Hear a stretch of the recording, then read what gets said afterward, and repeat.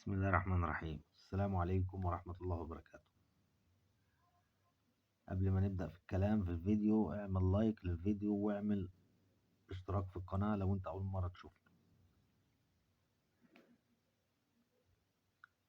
ربع جنيه النهضة، 25 قرش تمثال النهضة وأسعارها.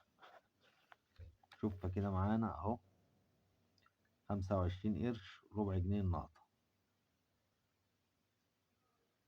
شوف الظهر بتاعه أهو يا باشا، ده الظهر بتاعه.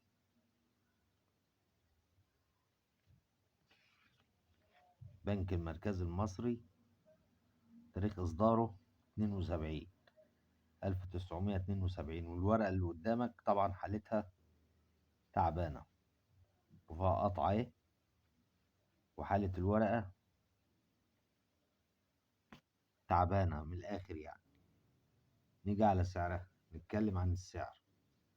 السعر هنا الورقة اللي قدامك دي تقريبا ملهاش سعر، يعني هتبقى حاجة بسيطة، هتعمل 20 جنيه، 15 جنيه، الكلام ده كله.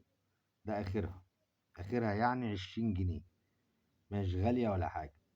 الحالة الأنصر منها الزيرو منه بيعمل 70 جنيه و80 جنيه، 70 جنيه و80 جنيه.